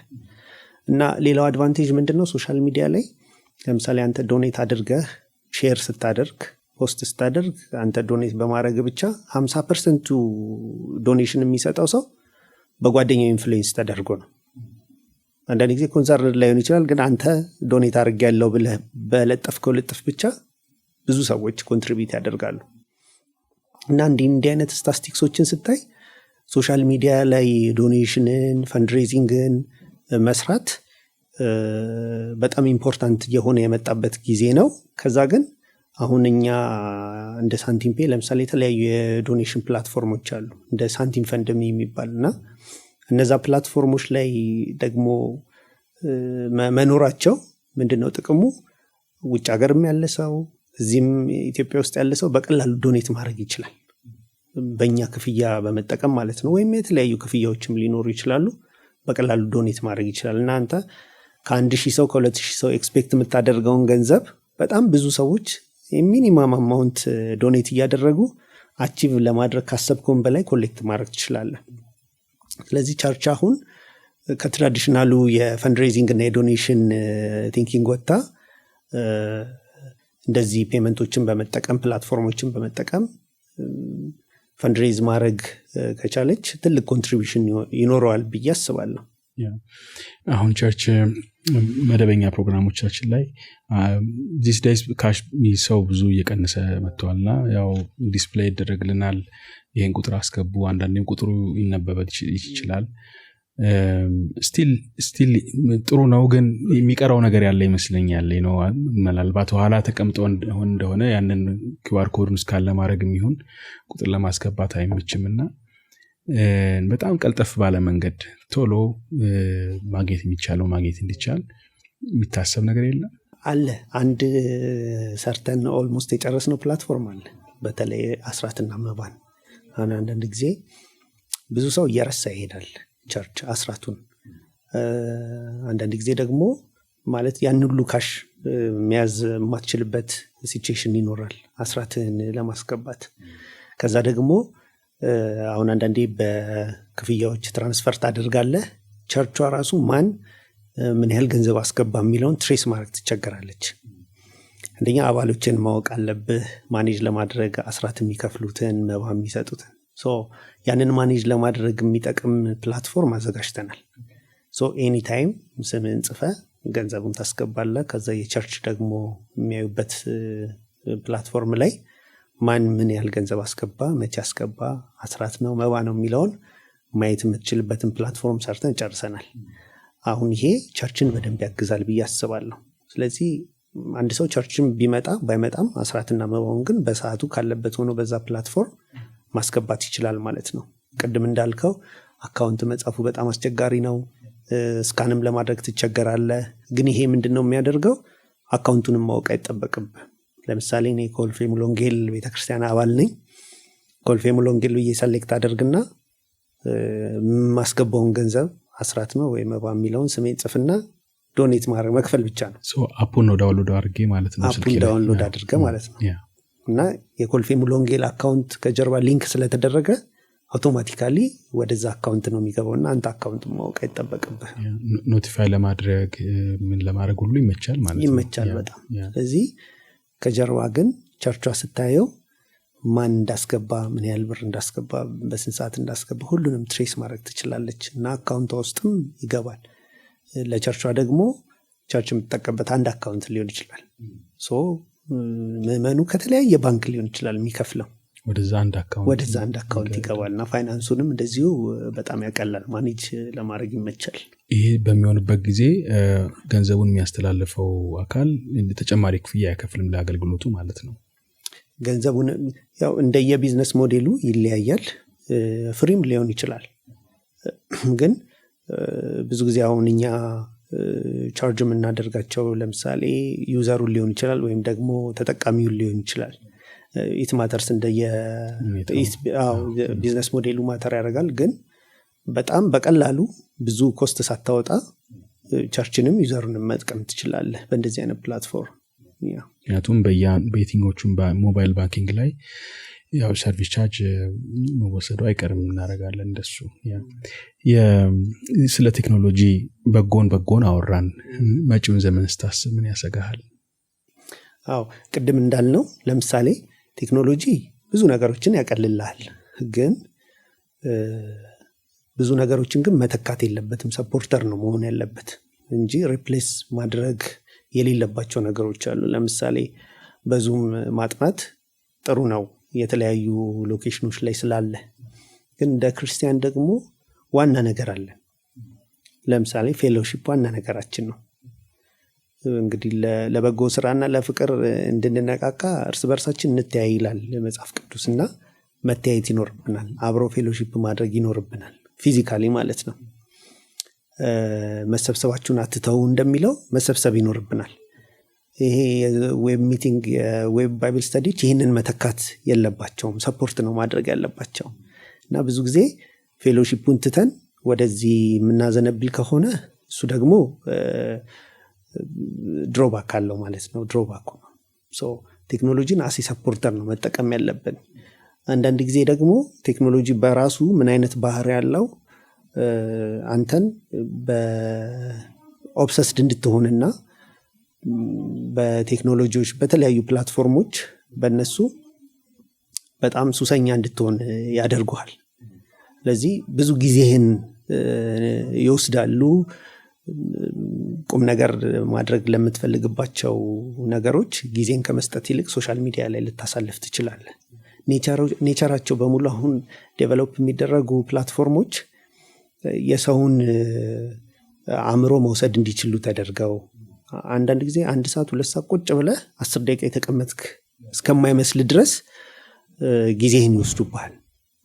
አሁን ለምሳሌ ባይብል ለማጥናት ሌላ ነገር ለማንበብ 2 ሰዓት ስትቀመጥ እኮ ይሰማሃል። ሶሻል ሚዲያዎቹ ግን እንደዚህ አይደሉም እና ጊዜን ሊወስዱ ስለሚችሉ በጣም በአግባቡና በጥንቃቄ መሆን መቻል አለባቸው።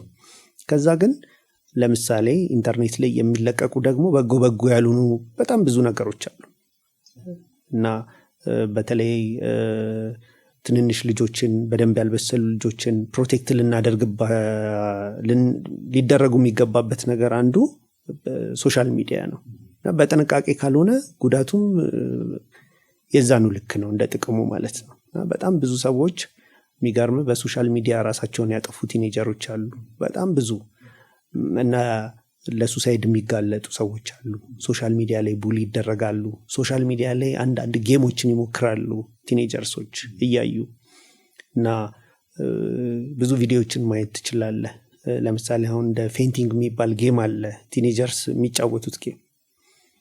በጣም ብዙ ልጆች ራሳቸውን በዚህ ምክንያት አጥተዋል፣ ራሳቸውን ገለዋል። እና ወላጆች በጣም ሊጠነቀቁ ይገባሉ። እና ቴክኖሎጂን እንደ ሰፖርተር ልንጠቀምበት እንችላለን፣ ግን ደግሞ አደገኛ ፓርቱንም ደግሞ በደንብ ማየት ያስፈልጋል።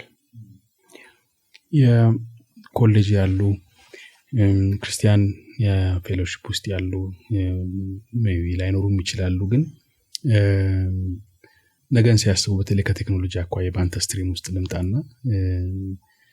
ምን ቀድመህ ትመክራቸዋለህ? you are a successful entrepreneur ነህ አንተ እና ስራ አጥነት በጣም አይሏል በሚባልበት ዘመን ውስጥ ከኮሌጅ ሲወጡ የሚገጥማቸው ፈተና አለና ምን ትመክራቸዋለህ? እንግዲህ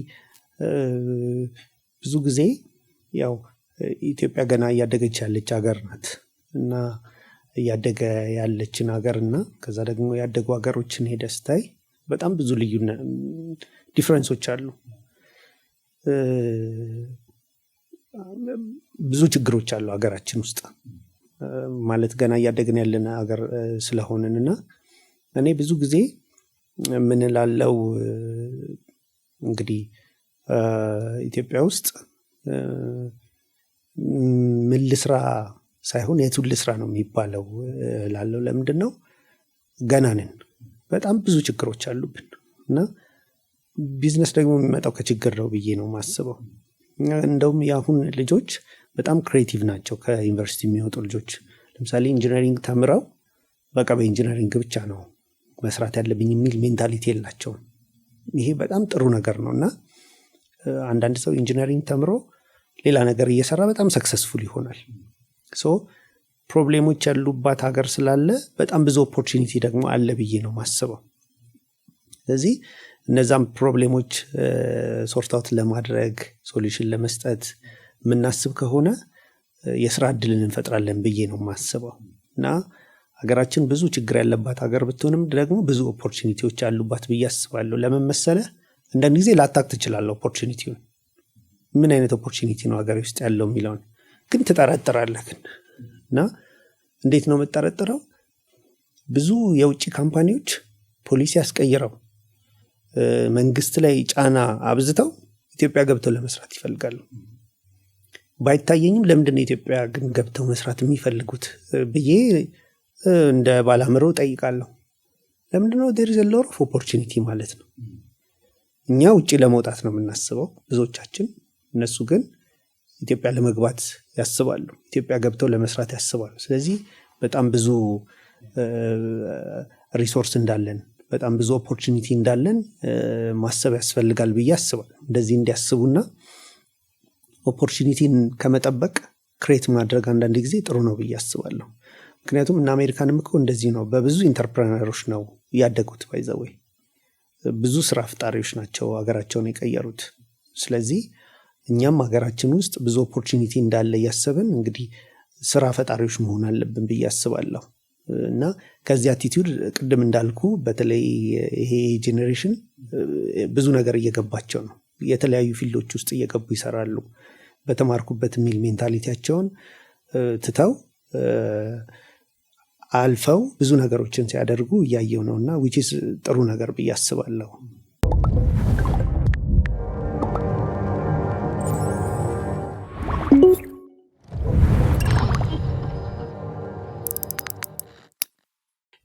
ቅድም ቤተክርስቲያን ጋር ባለ አገልግሎት ስትነግረኝ የቅበተ እምነት ላይ እንደምትሳተፍ አገልግሎቱ ላይ እንደምትሳተፍ ነግረኛል። ቅበተ እምነት አገልግሎት አሁን በማህበራዊ ሚዲያ እንደምናየው በጣም ብዙ ስራዎቹ በመልካም ነገሮቹ እንዳለ ሆነው ጎራ ተከፍሎ የጭቅጭቅና የመዘላለፍ አይነት ብዙ በማያንጽ መንገድ የተገለጸ ሰዎች ደስተኛ እንዳልሆኑ ይናገራሉና እንደሚመስለኝ እናንተ የምታገለግሉበት እዛው አጥቢያ ቤተክርስቲያን ላይ ይመስለኛልና ሁለቱን አነጻጽረህ ንገረኝ። ምን ማለት ነው አጥቢያ ቤተክርስቲያን ላይ ፎከስ አድርጎ መስራት እና በማህበራዊ ሚዲያው ላይ ያለውን ኢንተራክሽን ስትመለከተው እንዴት ነው? ትንሽ እሱ ላይ እንድታወራ ፈልጌ ነው። ያ እንግዲህ ያው ክርስትናን መጠበቅ ብለን ስናስብ፣ ስለ ቅበተ እምነት ስናስብ አብዛኛው የመጽሐፍ ቅዱስ መልእክቶች በተለይ እነ ጳውሎስ የጻፏቸው የስተት ትምህርቶች ቤተክርስቲያን ውስጥ ስላሉ እነሱን ዲፌንድ ለማድረግ ቅዱሳንን ለመጠበቅ ተብሎ ነው ዛሬኛ የምናነባቸው መልእክታቶች። ስለዚህ ቅበተ እምነትም ብትለውም ባትለውም የቤተክርስቲያን አንዱ ስራ ቤተክርስቲያንን ከስተት ትምህርቶች መጠበቅ ነው። ስለዚህ ይሄ የቤተክርስቲያን ተልእኮ ነው ብዬ አስባለሁ። እነ ጳውሎስም ያንን ነበር ሲያደርጉ የነበረው። አንዱን እንኳን ቤተክርስቲያን አንዱን መልእክት አውጥተህ ብታይ ለምሳሌ ጢሞቴዎስን አውጥተህ ብታይ ጢሞቴዎስ ሲጽፍለት ጳውሎስ በዛ ጊዜ ውስጥ የነበረ የስተት ትምህርቶች ነበሩ። ለምሳሌ ትንሣኤ ከዚህ በፊት ሆኗል የሚሉ ሰዎች ነበሩ። የገዳምነት ህይወትን የሚያስፋፉ ሰዎች ነበሩ። ትጠቅሳለህ ብዙ ዲፌንድ የተደረጉ ፓርቶችን ወይም ደግሞ ፖይንቶችን ትጠቅሳለህ። ሌሎችንም አሁን ቆላስይስን ስጠቅስ ደግሞ ክርስቶስ ለምሳሌ በስጋ አልመጣም የሚል አስተሳሰብ ነበረ። እንዲህ አይነት ቶቶች ነበሩ። ስጋም የሚመስል ነገር ነው የለበሰው ኢየሱስ እንጂ ስጋን አልለበሰም የሚል አስተሳሰብ አለና ብዙዎቹን ስታይ የስተት ትምህርቶች አሉ። ስለዚህ አንዱ የቤተ ክርስቲያን ኃላፊነት ከስተት ትምህርት መጠበቅ ነው። ግን ይህንን ስታደርግ አሁን ዕቅበተ እምነት ተብሎ ሶሻል ሚዲያው ላይ የምታየው የመዘላለፍ የመጨቃጨቅ ጎራ ከፍሎ አንደኛው ሰፖርተር የመሆን ነገር ሳይሆን የእውነት ቤተክርስቲያን ላይ ቸርች ላይ የሚነሱ ነገሮችን ዲፌንድ ከማድረግ አንጻር መሆን አለበት። ያ ግን ሲሆን ለምሳሌ በእናንተ ስላለ ተስፋ ምክንያት ለሚጠይቃችሁ ሁሉ መልስ ለመስጠት የተዘጋጃችሁ ሁኑ፣ ነገር ግን በየዋህነትና በትህትና ይሁን የሚለው አንዱ ገዢ ሐሳብ ነው። በየዋህነት መመለስ ሰዎችን ሊያሰናክል በማይችል መልኩ እውነትን በፍቅር መግለጥ አለብህ ብዬ አስባለሁ። ግን በቃ አሁን ዕቅበተ እምነት ሲባል ሰው ላይ የሚመጣው ነገር ያኛው የሶሻል ሚዲያው ጭቅጭቅ ነው። ግን እንዳልኩ ኦፍኮርስ እኛ አጥቢያችንን ላይ የምንሰራ ቢሆን ከአጥቢያችንም ውጪ የተለያዩ ቤተክርስቲያኖች ላይ እየሄድን እንሰራለን። ያንን ስናደርግ ግን ለምሳሌ ቤተክርስቲያን ላይ የሚነሱ ተግዳሮቶች መካከል አንዱ እስልምና ነው። የእስልምና ትምህርት ከክርስትና በተጻራሪ የቆመ ትምህርት ነው። ኢየሱስ ላይ ያለው ኮንሰፕት በጣም የተለየ ነው። ለምሳሌ ለክርስቲያኖች በጣም ቤዚክ እና ፋውንዴሽን የሆነው ነገር የክርስቶስ ሞትና ትንሣኤ ነው። እስልምና ደግሞ ኢየሱስ ክርስቶስ አልተሰቀለም፣ ከዛ ደግሞ አልሞተም፣ አልተነሳም የሚል አስተምሮ ነው ያለው። ይህንን ዲፌንድ ማድረግ አለብን በእግዚአብሔር ቃል እውቀትና ኦፖነንቶቻችን ከሚያነሱት ሀሳብ ተነስተን ዲፌንድ የምናደርገው ሀሳብ ነው። ስለዚህ ዕቅበተ እምነት ስንል አንዱ እስልምናን መልስ መስጠት፣ ሙስሊሞች ለሚያነሱት ጥያቄ በፍቅር መልስ እየሰጠን ወንጌልን መመስከር ነው። ለምሳሌ በቅርቡ ሲዳማ ላይ የተደረገውን ኮንፈረንስ የዮሐንስ ፔንቴኮስታሊዝም ሐዋርያት ቤተክርስቲያን ያደረጉት ኮንፈረንስ አለ። 12,000 አካባቢ ሰዎች ወደ ሐዋርያት እንደመጡ በእነሱ አገላለጽ የእነሱን እምነት እንደተቀበሉ ሰምተሃል። አብዛኛው ክሎስቱ 70% አካባቢ ከወንጌላዊ አማኝ ነው ወደዛ እየሄደ ያለውና ያ ቤተክርስቲያን ስራዋን እንዳልሰራች የሚያሳይ ነገር ነው። ስለዚህ የኦንሊ ጂሰስ አስተምረው ምንድን ነው፣ ስለ ስላሴ የሚያስተምረው አስተምሮ ምንድን ነው የሚለውን ለምዕመናችን ማስጨበጥ፣ ትሬኒንግ መስጠት የመሳሰሉ ነገሮችን እንሰራለን። የዋ ምስክሮችንም ብታይ እና እንግዲህ የምናገለግለው እኛ ይሄን እነዚህን ትምህርቶች ገልጦ በማውጣት ከዛ ደግሞ ለቤተ ክርስቲያን በማስተማርና ምዕመኖቻችንን ከእንደዚህ አይነት የስተት ትምህርት መጠበቅ ነው እና ከዚያ ያልፋል ዕቅበተ እምነት ሶሻል ሚዲያ ላይ ካለው። ሌላ ደግሞ አሉ እንደ ወርድ ኦፍ ፌዝ የመሳሰሉ እኛው ጋር ደግሞ ያሉ ብዙ የስተት አስተማሪዎችና ነቢያቶች የተነሱበት ጊዜ ነው እና ምዕመናችንን ከሱ ለመጠበቅ መጽሐፍ ቅዱሳዊ የሆነ እውነትን እየገለጥን እያስተማረን ራሱ እንዲጠብቅ ማድረግ ነው እና እንግዲህ ሶሻል ሚዲያ ላይ የምናያቸው ነገሮች አንዳንዶቹ በጣም የማያንጹ ናቸው እና ገና ምንድን ነው የምታገለግለው ሲልህ አንዳንድ ሰው ዕቅበተ እምነት ላይ ነው ማገለግለው ልበል ወይስ አልበል ብለህ የምትፈተንበት ጊዜም ሆኗል ከሶሻል ሚዲያው የተነሳ ማለት ነው እና በጣም በአግባቡ ቢሆን ክርስቶስን ሴንተር ያደረገ ቢሆን እና ደግሞ ሌሎችን የማያሰናክል አይነት ቢሆን ጥሩ ነው ባይነኝ ነኝ። በእናንተ አጥቢያ ቤተክርስቲያን ያን አገልግሎት ስትሰጡ ምዕመናን እየሰበሰባችሁ ስልጠና መስጠት፣ ጥያቄዎቻቸውን መመለስ ምንድነው የምታደርጉት? እንደው ትንሽ ቲፕ ለማድረግ ምንድነው የምናደርገው መሰለህ? ስኬጁሎች ይኖሩናል። ለምሳሌ ቅድም እንዳልኩ ኦንሊ ጂሰስ ላይ ምንድነው አስተምሯቸው የሚለውን ትሬኒንግ መስጠት ነው። እዚህ ቤተክርስቲያን ሙሉ ምዕመኗ ይህንን ትሬኒንግ እንዲወስድ ታደርጋለች። ኮልፌ ሙሉ ወንጌል ስለዚህ ቅበተ እምነት አንዱ በትምህርት ክፍል ውስጥ አሁን ያለ አገልግሎት ስለሆነ እንዲህ አይነት የስተት ትምህርቶች ሲኖሩ ወይም ደግሞ በእንደዚህ አይነት ኮንሰፕቶች ላይ አመቱን በሙሉ በሚኖረን ስኬጁል ትሬኒንጎችን እንሰጣቸዋለን ለምዕመኖቻችን ማለት ነው። ያንን እናደርጋለን። ከዛ ግን ጥያቄዎች ይመጣሉ። ምዕመኖች የሚጠይቁት ብዙ ጥያቄዎች አሉ። ለእነሱም ደግሞ መልስ መስጠት ነው። አንዳንድ ጊዜ የሚገርም ነገር ቤተክርስቲያንን አልፈው የሚመጡ ጥያቄዎች አሉ። ለምሳሌ ሙስሊሞች ይመጣሉ ቸርች ይመጡና ጥያቄ ይዘው ማለት ነው። ጥያቄ ይዘው መልሱልን ይላሉ። ማን ይመልስ? ቸርች በዚህ ላይ ብዙ ነገር አልሰራችም እና አንድ እናት እንደውም ልጇ ሰልሞባት ቤተክርስቲያን ይዛው መጣች እና ይዛው አገልጋዮች ጋር ይዛው መጣች። ማንም ሊረዳት አልቻለችም።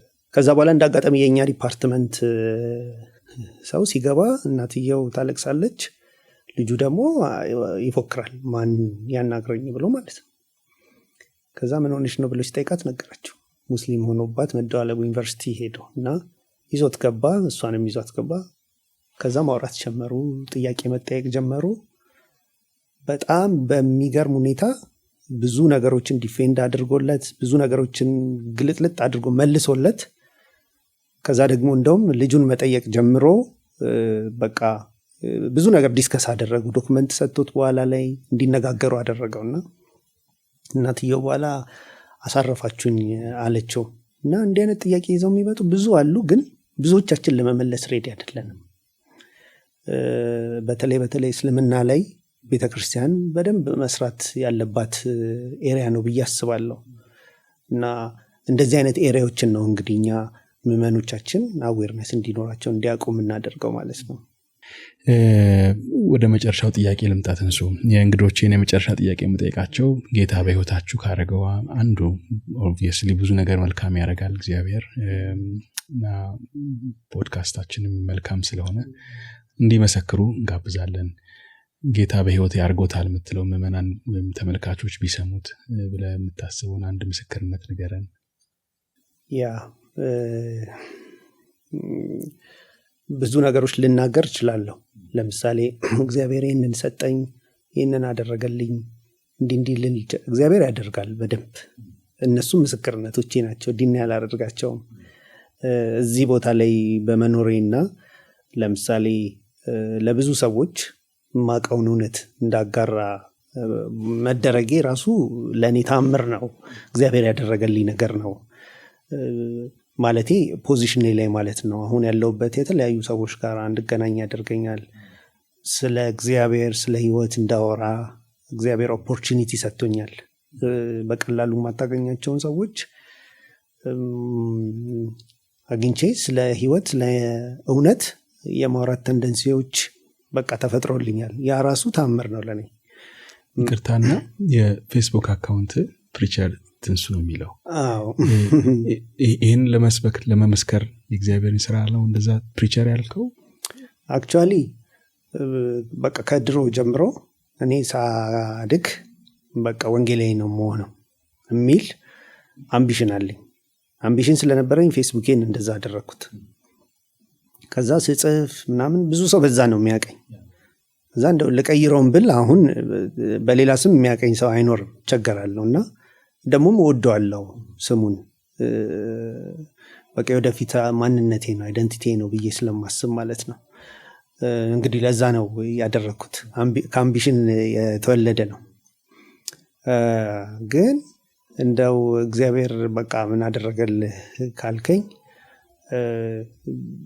ለምሳሌ አንዳንድ ጊዜ በቃ ገንዘብ ታገኛለህ፣ እግዚአብሔር ገንዘብ ይሰጣል እና ደስ ይልሃል ምናምን። ከዛ ግን ምናልባት ከ5 ደቂቃ በጣም ቢረዝም ከአንድ ቀን አይበልጥም ያ ደስታ።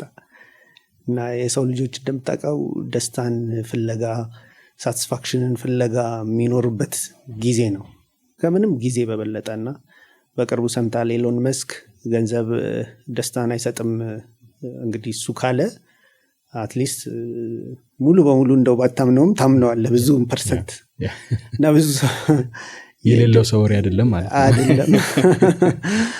እና ደስታን፣ ሰላምን የመሳሰሉ ነገሮችን ፍለጋ ነው ሰዎች የምንወጣውና አንድ ጊዜ ሜክሲኮ ጋር እየሄድኩኝ እውነተኛ ደስታ ማግኘት ይፈልጋሉ የሚል ድምፅ ሰማሁና በጣም ገርሞኝ እንግዲህ ሰው እውነተኛ እንደው ባትለውም በቃ ደስታ የሚባለውን ነገር ለማግኘት በጣም ብዙ ይለፋልና ዞር ብዬ ምንድነው ብዬ ሰማ ዘራ መድኃኒት ይላል እና ሰው ደስታን የመሳሰሉ ነገሮችን ዲፋይን የሚያደርግበት እርካታን ሳቲስፋክሽን ዲፋይን የሚያደርግበት ነገር በጣም የተለያየ ነው እና አሰብከውን ዘራ መድኃኒትን ገዝቼ እና ግን በጣም it seems funny ግን የብዙ ሰው ህይወት እንደዛ ነው።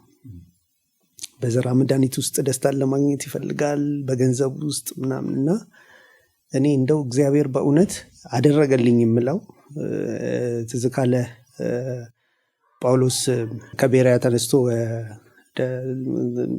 ተሰሎንቄ መጣና ከዛ እነ ጢሞቴዎስን ሸኝቶ እሱ ደግሞ አቴና ላይ ቆየና እዛ ሲያልፍ አሬስፋጎስ አካባቢ ጣዖቶችን አየ።